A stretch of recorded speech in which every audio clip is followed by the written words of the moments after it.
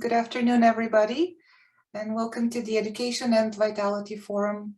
This is an event of the Interlevel Educational Table, or ILET, which is a committee of the Quebec English-speaking Communities Research Network, known as QUESCREN, at Concordia University. The forum is supported by the Secrétariat aux relations avec les Québécois d'expression anglaise. And my name is Lina Shoumarova, and I am Knowledge Mobilization Coordinator at QUESCREN, and I will be the moderator for today's session. Before continuing, I would like to make a territorial acknowledgement and acknowledge the Indigenous peoples of all the lands that we are on today. While we meet today on a virtual platform, Concordia University itself is located on unceded Indigenous lands. The Kanien'kehá:ka Nation is recognized as the custodians of these lands and waters. Tiohtià:ke, or Montreal, is historically known as a gathering place for many First Nations. Today, it is home to a diverse population of Indigenous and other peoples. To me, this acknowledgement makes me think about the importance of building connections with Indigenous communities. And it also means to me a commitment to learning more about the realities of Indigenous peoples in Montreal, in Quebec, as well as throughout the country. And also a commitment to use my skills, such as research and education, to work towards reconciliation. It is now my pleasure to introduce the two speakers that we have here today with us. Cathy Martin will begin. She will speak about Indigenous education initiatives in Quebec. The presentation will be followed by a presentation by Loretta Robinson, who will speak about Indigenous language and identity in the classroom. So I will begin by introducing Dr. Cathy Martin, and then after her presentation, I will introduce Loretta Robinson. So Dr. Cathy Martin is a Mi'kmaq grandmother from Listigich First Nation. She has a doctorate degree in educational leadership from the University of Phoenix. She is currently an elected member of council for the Listigich Mi'kmaq government. In 2019, she published the book, Strengthening Canadian Indigenous Relationships and Decision-Making Processes. She is currently employed with the First Nations Education Administrators, and she's also a researcher member of QUESCREN. We're very happy to have Cathy today with us. Cathy, the floor is yours. Okay, well, in Graham Sidwen, in Dilawazika, Cathy Martin, we gave this to us. Thank you, everyone. My name is Dr. Cathy Martin. I'm from the Listigich Mi'kmaq First Nation. I'm joining you here today. I'm actually in Gatineau. I reside both in Gatineau and in Listigich because I took employment here in the Ottawa region as a director for the First Nation Education Administrators Association. Today I wanted to talk to you about some best practices in Indigenous education initiatives in Quebec, and I decided to choose the topic of presenting the organization that I currently work for, First Nation Education Administrators Association, to do that because it is a new initiative and it encompasses a lot of Indigenous education issues. So again, thank you, Lina, for doing the land acknowledgement. And I'd just like to thank the creator for bringing us here all together today, and so we can all learn from each other, because that's how we learn. We learn from each other. So well on, and thank you. And so, as Lina said, I'm Dr. Cathy Martin from the Listigich Mi'kmaq First Nation. I have a doctorate degree in educational leadership and curriculum instruction. I'm also a First Nation politician, and my employment with the First Nation Education Administrators Association, and of course, I'm a member of the QUESCREN Research Network. So, the organizational initiative that I'd like to talk about, the First Nation Education Administrators Association, is a newly formed national organization that is created and administered by First Nations for First Nations in relation to traditional and contemporary education. So this is a very newly formed non-for-profit organization comprised of Indigenous leaders. It has a board of Indigenous representation from across the country. It is available as well in Quebec. So there are plenty of initiatives that come from Quebec that we showcased. So in 2016, there was a discussion about the creation of this organization. The First Nation Directors of Education Forum in Ottawa, held by the education sector of the Assembly of First Nations. So the Assembly of First Nations in 2017 continued the conversation with the First Nation Directors of Education. And at the 2017 AFN First Nation Directors of Education Forum, the Chiefs in Assembly passed the AFN resolution, therefore be it resolved that they would support this type of organization. So that is how the FNEAA, the First Nation Education Administrators Association, was formed from the Assembly of First Nation. So what is it that we do? What is the vision? What are the values? What's the mission?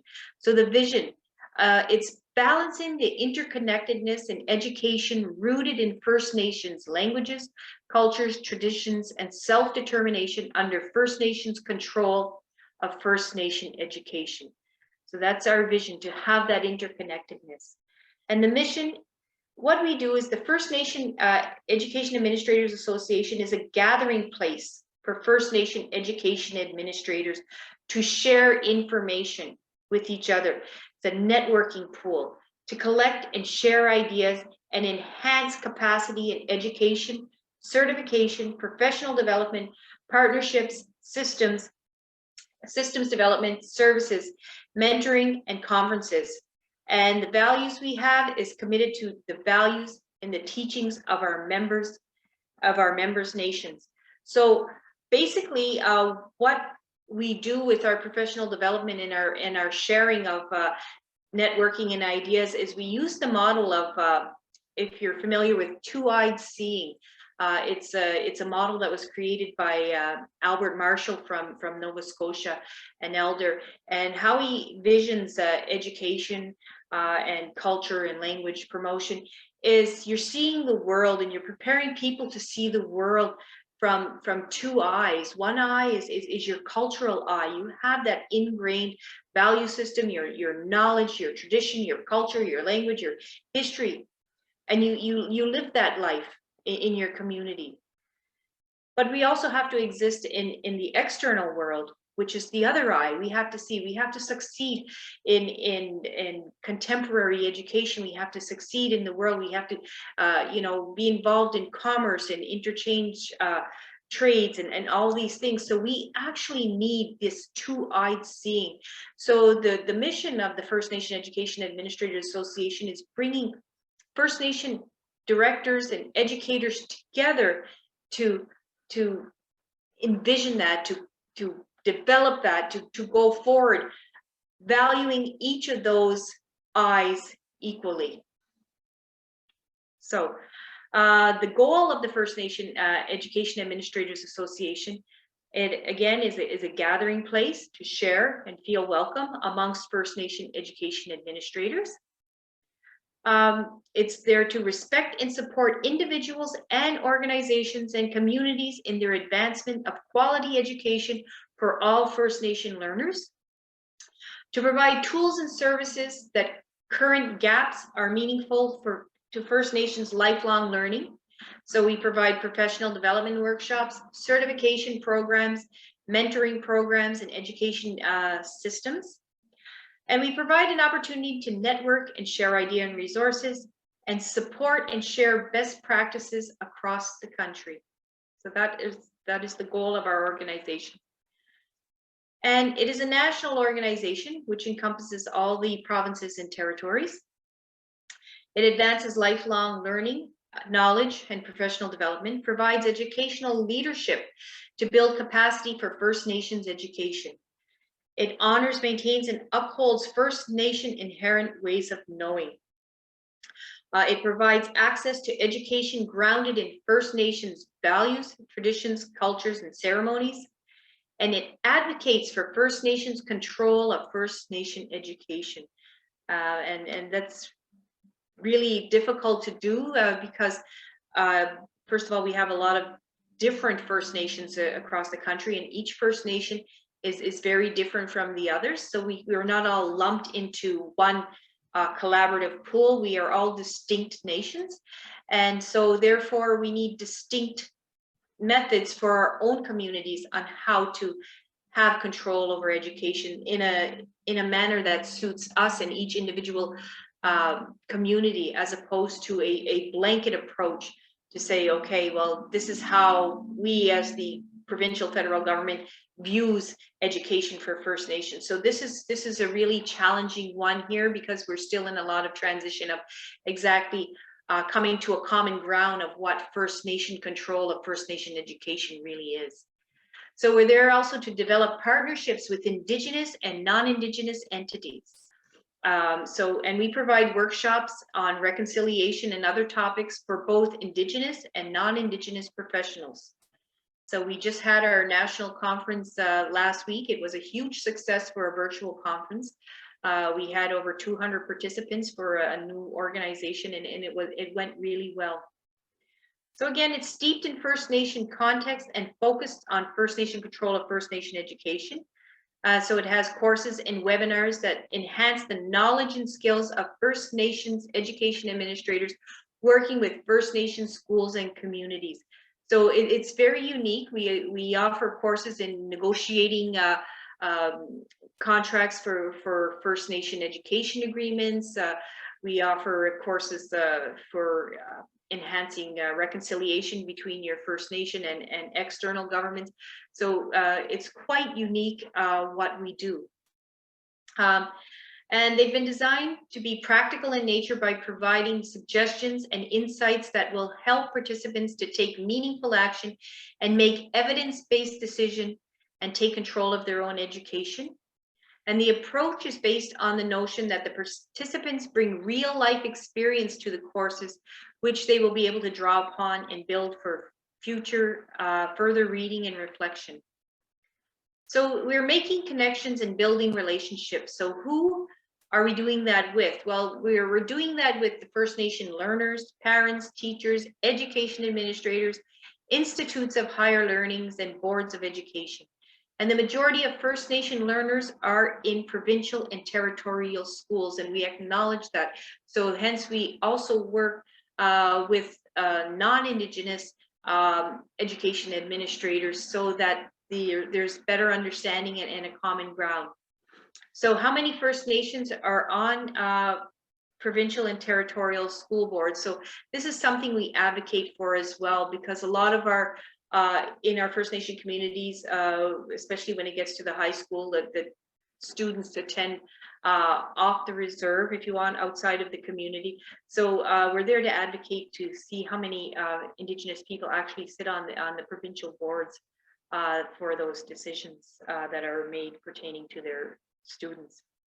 And how do you work with First Nations to promote self-determination and First Nations control of education? And we emphasize that during a time of reconciliation, which is now, there's a big push now for this reconciliation across Canada, and we're working together is mandatory, and it's not just desirable, it is now mandatory. You know, we work together, so we're embracing that, and we're moving forward with that in a positive way. And we are looking to develop long-term relationships, but we also acknowledge that any kind of relationships takes time and ongoing interaction. So the First Nation Education Administrators Association offers several professional development workshops and webinars designed for First Nation education administrators and organizations based on their priority needs. Owing to the COVID-19 pandemic, our sessions are only offered by webinars, and we will get back to in-person webinars or seminars, sorry, presentations in communities, but for now we're offering them online. So they consist of one-day workshops or two-day workshops, and of course you get certification with those. So you know, there's lists that can be found at FNEAA.ca. So the benefits of taking training, it's a great opportunity for participants to enhance their understanding and knowledge about topics which can be sensitive and challenging in the current environment of reconciliation. And it's a good time to become empowered and learn more, share more, and help others. This is the First Nation way. We're very open to sharing our knowledge and learning from each other in the communities. And just two common practices that were presented last week in the national conference, and I'll give you two examples from Quebec, because we are in Quebec, is one presentation was on forest kindergarten and land-based learning. So we had the instructors of the Alexis Gitbu School kindergarten program, Joyce Germain and her niece, Brenda Germain. They're both certified qualified teachers, and they teach this program, and they teach it in the Mi'kmaq language. So it's very land-based, it's very child-centered. They have maybe an hour in the morning in class session where there's quality, not quantity teaching, focused on literacy and numeracy, and then they carry that out into the land, and they have a lot of activities, and every day they're outside, they're either fishing, hunting, trapping, exploring, they're learning out there. There's objectives to their program. They have all kinds of things that they do. They do teaching in the moment when it's relevant, and they also do planned teaching activities out there. So that was a very interesting initiative and best practices for First Nation education in Quebec for land-based. And then we had another presenter from the principal of Waskaganish School, who talked about cultural sensitivity for the staff, not for the students. A lot of the staff, as you know, who are elicited to go up north are not so sensitive to the needs of the Indigenous children that they go to teach. So she talked a lot about the initiatives that they go through for cultural sensitivity training for their staff. So again, this networking that happens in the First Nation Education Administrators Association is very beneficial because we all learn from each other.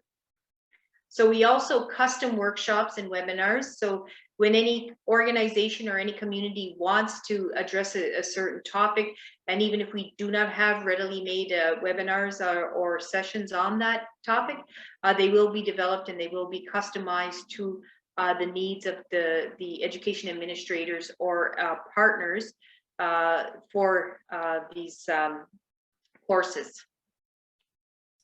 So some of the courses that we offer now are Innovation for First Nations Education Reconciliation, Achieving Personal Excellence in Education. It's all about emotional intelligence. First Nation education agreements and negotiating First Nation education agreements. So this is a really hot topic now because everyone seems to be getting into their own control of the First Nation education.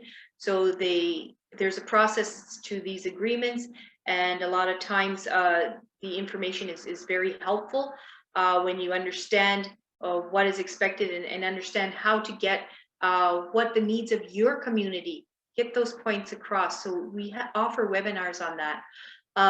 First Nation education governance. I'm proud to say I was instrumental in developing that particular workshop, and also the following workshop of First Nation education and leadership.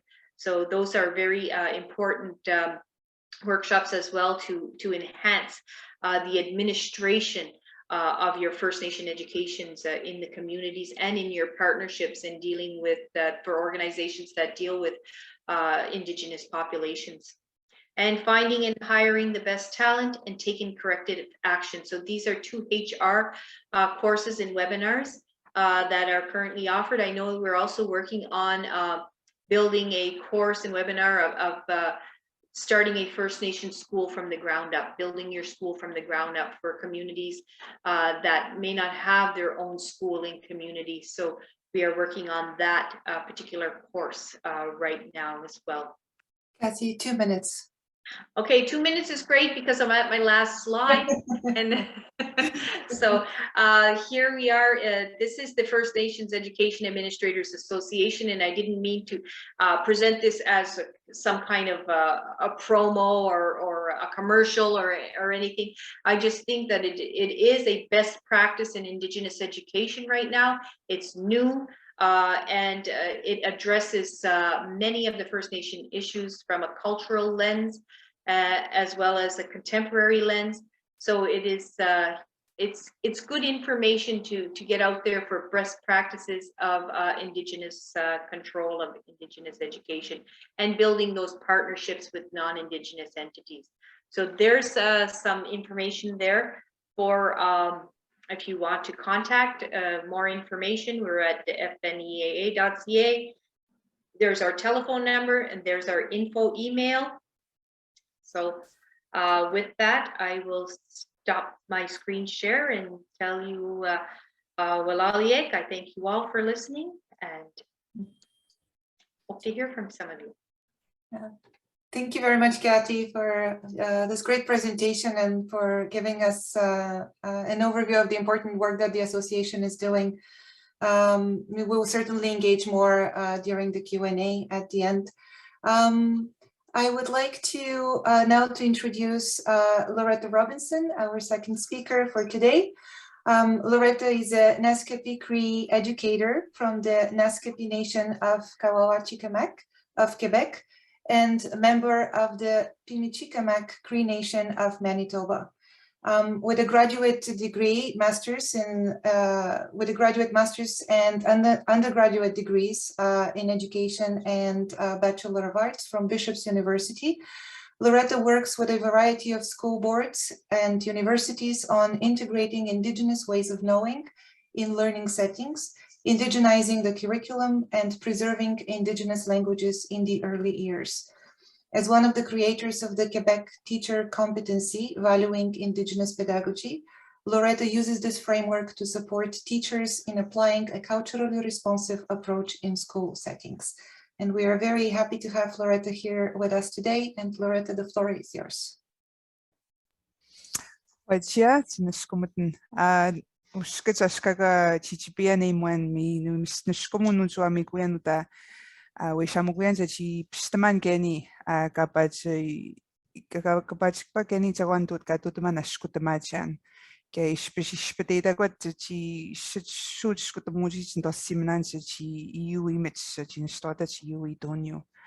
Hello, my name is Loretta Robinson, and I first would like to thank the organization for inviting me and to allow me to share my story and of the work we're doing and the importance of our language, the Naskapi language, in my community of Kawawachikamach. So I'm going to talk to you about a project that I did in my classroom and share with you my journey as an educator and also as a student going through the Quebec system and how I struggled with language, the Naskapi language, and where English and French really have a lot of space within the school. And as an educator, talk to you about a project that I had put in place in my community. So before I go to that, for the Naskapi people, when we talk about teaching our children and what's important to us as a nation for our children, it's really about strengthening the connections, strengthening the connection to the land that our children have, strengthening the connection to the elders, strengthening connection to the community, and also strengthening to our knowledge through our language. And that is really, just really emphasizing that the Naskapi language is a language that's connected to the land. It's really contextual, situated. And what's in our language, you often find our history, our culture, our way of being, which is not something that can be taught in a classroom base, which is how it's being taught today. And so when I really talk about connecting to knowledge through our language, I really mean the Naskapi language, because within that lies so much in our language. And briefly, I learned a lot of what I know of my language as a Naskapi woman, mother, educator, is through the stories, hearing the stories of my people growing up, going blueberry picking with my aunt. My parents really pushed for me to know this life, this way of being. And I'm very grateful that they really insisted that I speak my language, that I know who I am as a Naskapi woman. And often, you know, that knowledge was passed on really through stories. My people are the stories of, tell everything through stories. And we have so many stories that are not documented. And so one of my roles as an educator is to ensure that we document these stories. There's a lot of rich history in that, that again, moving from this stories in a book setting to a stories told orally, and that our children ensure that they get exposed to that kind of learning. Briefly of the Naskapi language, our children are taught this way of writing for the language. It's Naskapi. We have over 50 syllabics, and it's really similar to the Cree and Inuktitut based, and our children are learning of this. I'm recently moved home, and so I'm working with the Naskapi curriculum team and working to learn to write and read in Naskapi this way. I'm a fluent speaker, but I was never taught to read and write it. So I'm myself on a learning journey to ensure that I know how to read, especially read in the language, because there's so much word-based materials that were developed in the past 30 years. And my job forces me to learn it. And it's so important that I also know how to write it as well. So just a little bit about the Naskapi children, our children. I'm happy to say that about 80% of the community continues to speak the language Naskapi. If you walk around my community, you're always going to be hearing Naskapi. We teach Naskapi from pre-kindergarten 4-year-olds up to grade 2. And then in grade 3, it becomes a subject-based. However, there's a shift happening. Since I've returned home, you hear more and more English, especially in the younger levels. And the 4-year-olds, 5-year-olds, 6-year-olds, you hear parents speaking to their children in English. And so there's a shift happening. And I would say that it's a very critical moment for the Naskapis to really do more and not just expect the school and see the school as a place where we develop fluent speakers. The language starts at home. So that's one of the things that I'm doing with parents, is reminding them of the role that they play in continuing the language. We do have an Naskapi curriculum that's really ongoing, working hard to develop. And there are challenges within that because there's not a lot of writers and a lot of speakers, but not a lot of people that can translate. And so the team is not a large team. We're 4 people that are supporting all of those students from pre-K to grade 2, ensuring that they are fluent Naskapi speakers, but also being able to read and write. The Naskapis are overseen by a school board. That's through the Northeastern Quebec Agreement. We fall under that. And the school board is an English-speaking school board in Quebec. But really, a lot of the policies and practices and decisions really promote and focus on English and French. So in the Naskapi community, the Naskapi doesn't have a lot of space in the day-to-day decisions that the schools make. And that becomes very problematic in terms of whose voice is stronger in the school. When are the questions asked of what about Naskapi? What about the Naskapi literacy? What does it look like in grade 2 and beyond? What about our Naskapi students in the secondary? What kind of learning are we providing for them to ensure that the language continues? Because it's a language that we want to be day-to-day in day-to-day conversation and not subject-based, only happening in school. So these are really some of the challenges that my community face.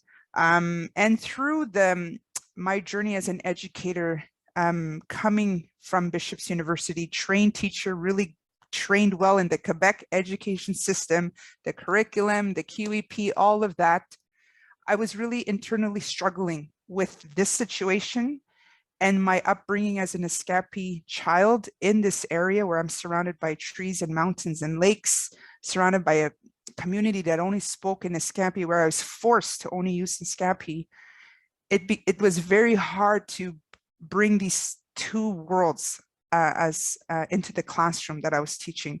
I was teaching grade 3, which is the first year that they learn English. And of course, with that, I was expected to look at the grade 3 Quebec expectations, English, French, and all the other subjects, and expected to really create, make and develop English speakers, writers, and readers. And just with that, policies and those decisions pushed on me really made me reflect as an Naskapi educator in how I was teaching English.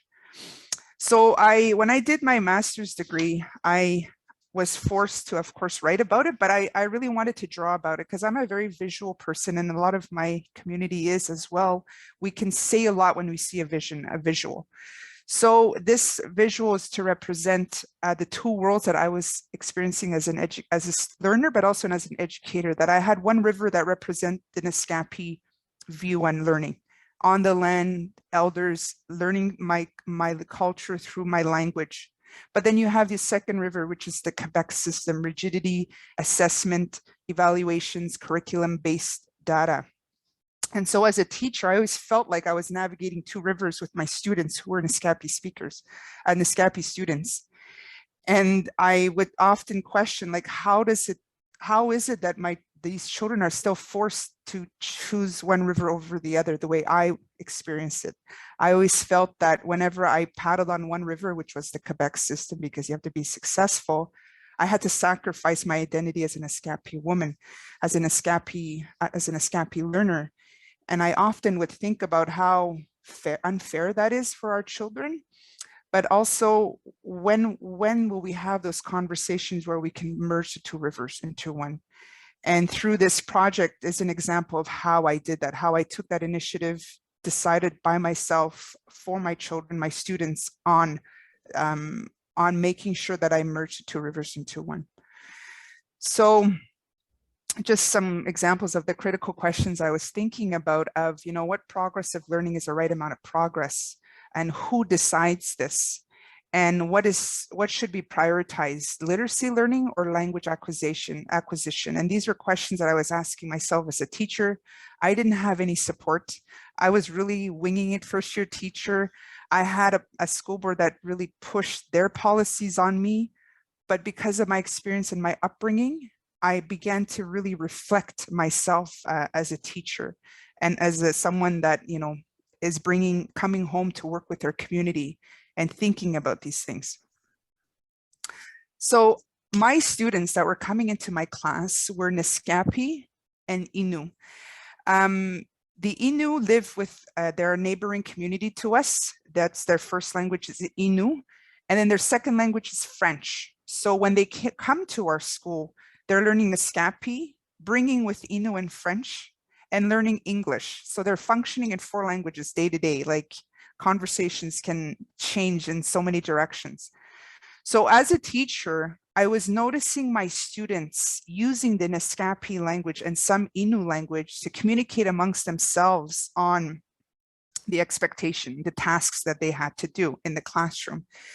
And by really listening to those conversations, I began to quickly see, wow, they're using Naskapi to make sense, to build on this new language of English and to write in English for the first time. And I began to shift how I saw my students, really more of, wow, like celebrating them as multilingual learners. And also myself thinking about, what does it mean for me? What is my expectation of them? And so with the scrapbook, grandparents scrapbook project, that's where I began to really see how I was able to merge the two rivers. And just a little background story of how the decisions made at the school board don't often reflect my people.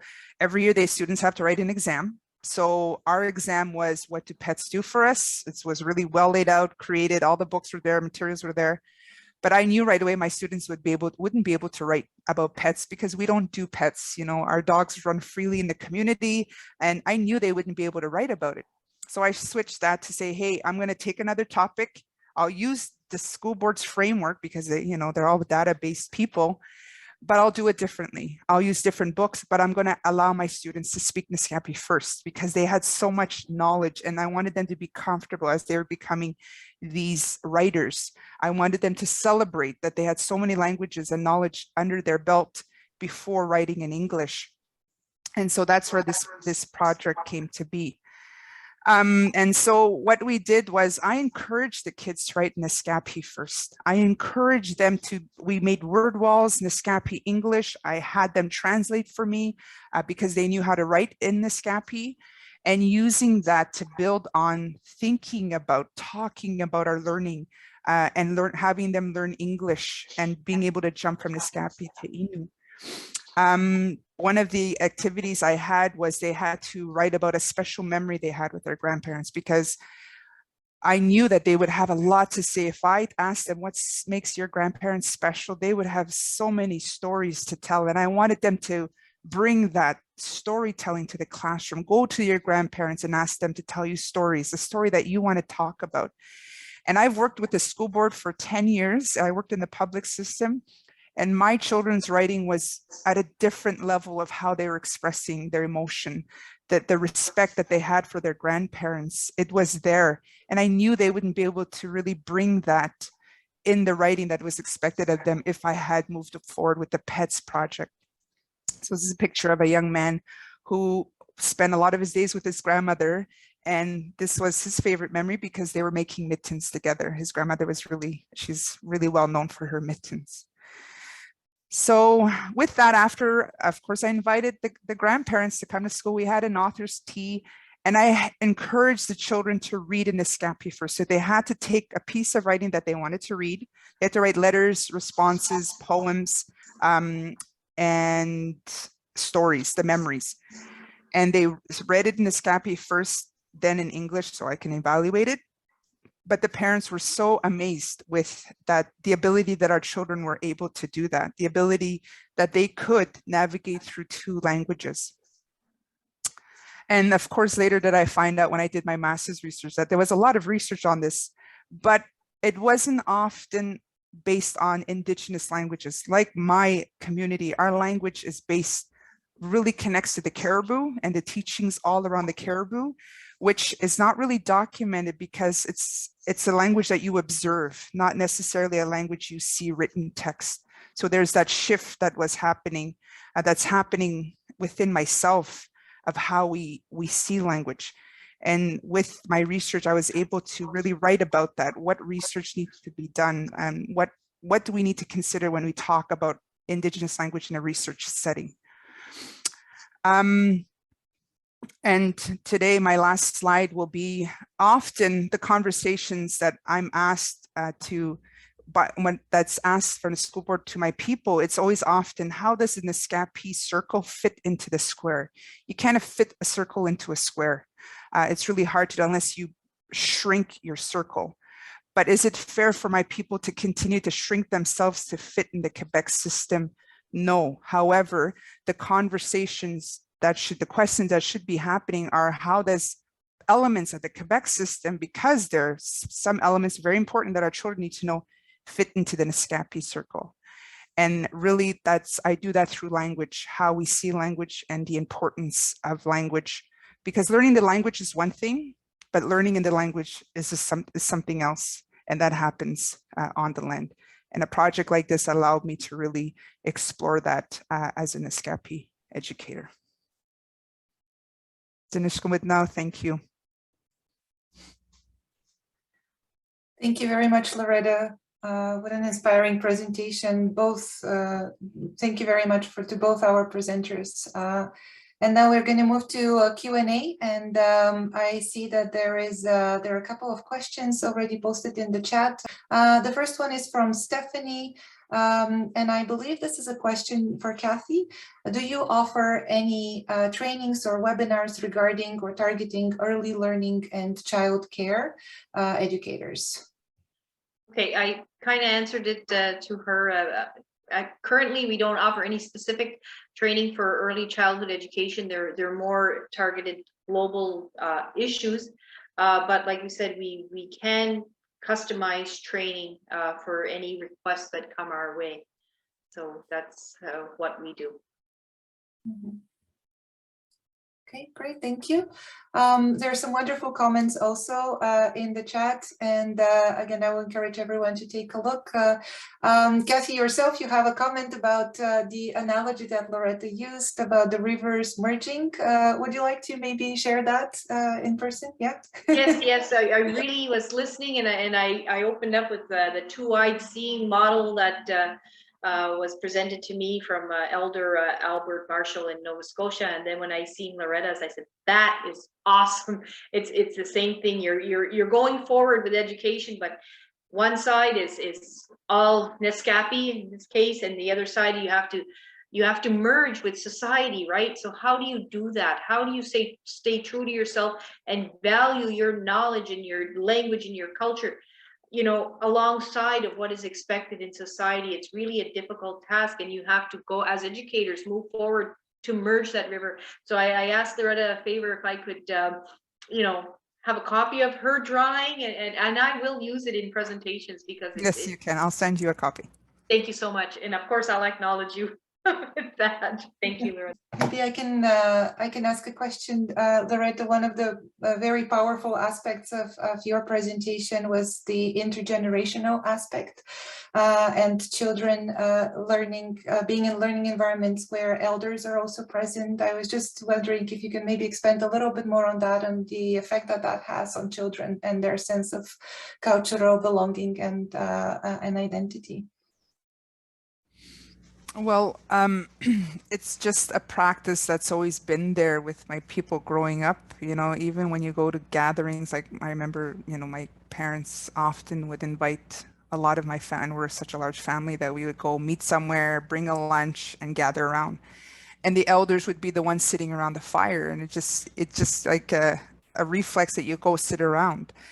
And so it was part of my upbringing, and it's part of the way we do things in the community. And I thought that it would be a great opportunity to allow for students to see how that practice has a role to play in the school, and how that practice needs to also be respected in a school. Although right now I wouldn't encourage the elders come to the school, I would push that we go to the elders and take that learning outside of the school. And to one of the things that I'm very grateful that I do is I take new teachers out on the land every year as part of my induction process. And that's the first thing I tell them, how you're no longer the teacher, you're no longer the expert. The elder is the expert. So shift your mind from I'm an expert because I have a teacher degree to I'm a learner and I'm going to interact with an elder. And that's very hard for them to do because it's not how it's done in university, right? It's textbook-based instructor there. And often one of the things they would say is, well, I can't speak Naskapi. And I always say it's not whether you can speak it or not. It's more of you're learning through your eyes. You're not learning through your ears or your mouth here. You're just really watching an elder do the work, and they're going to pass down onto you. So again, reinforcing to the teacher that elders play a role in our children's life and their learning, but do it outside of the school because it allows for an elder to be the expert. It allows for that elder to take his or her place in our children's learning. So there's that, again, merging the two rivers into one. Yeah, wonderful. Thank you. We have a question from Lorraine O'Donnell for Cathy. What are some of the differences among the approaches of the First Nations who are part of the association that you spoke about, and how will you find ways to negotiate between different approaches when you need to make decisions or policies and so on? Okay, that's a very good question. What is the main difference? And basically our First Nation communities have become adept to complying to the federal policies that are put in front of us, and the provincial school policies. We're always trying to fit those models because of course they're attached to funding dollars and different things. So the main difference for the First Nation Education Administrators approach is not necessarily the top-down approach of here's the policies, here's the guidelines, here's what you need to do to get things done. It's the reverse. It is going to the administrators, going to the educators. What is it that you need? Going to the people, going to the elders. What is it that you want our children to learn? How are we going to do this? And creating our own decisions, our own models, and then by force, if necessary, presenting it to the provincial and federal bodies and saying, this is what we need to do.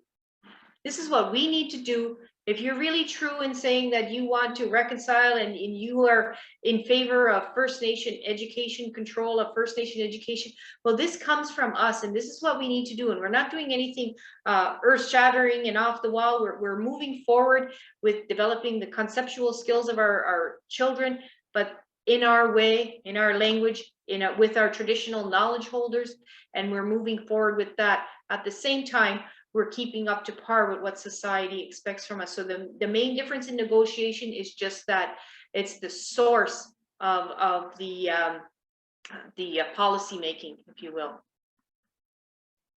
Thank you. We have time for a couple more questions. The next one is from Cindy Finn. Are either of you aware of examples in Quebec where school boards have reached out to work with First Nation elders? And if so, what does this look like?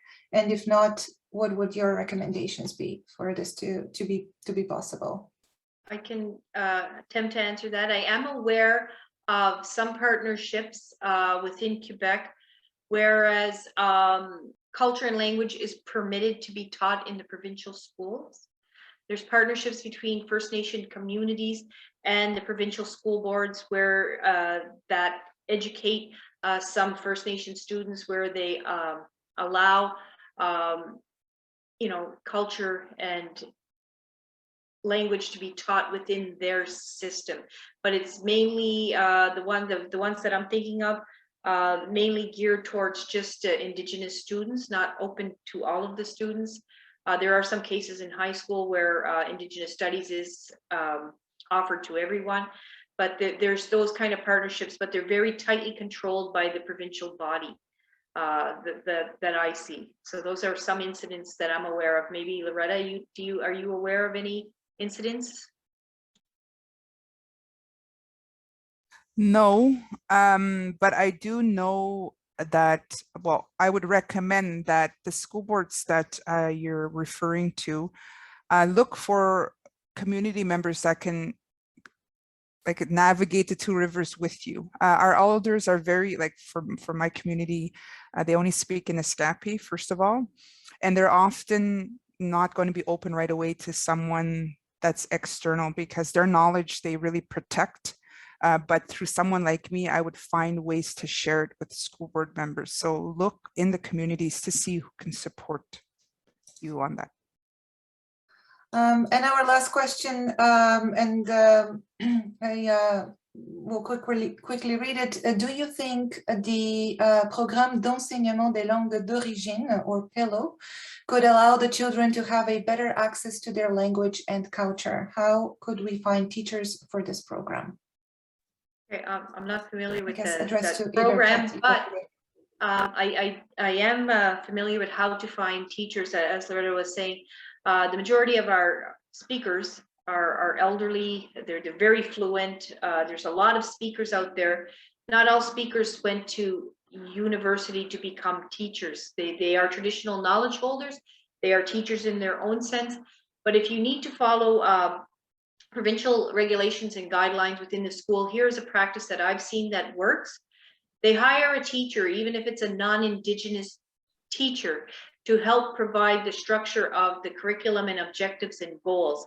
And then they pair that qualified teacher with an Indigenous speaker.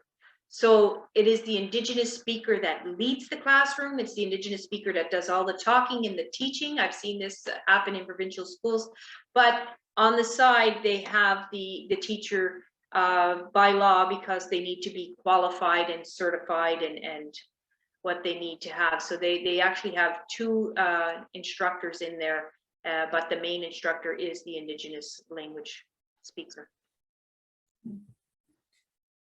Thank you, Cathy. We are at the end of our session, so we can stop here. I would like to thank very, very much both our wonderful presenters, Cathy Martin and Loretta Robinson. Thank you for a great presentations. Thank you all to all the participants for a very engaging and, as I said, inspiring discussion. Thank you again for being here today and have a great rest of the day. Bye now. Thank you. Vai, Tia, a gente fica muito não.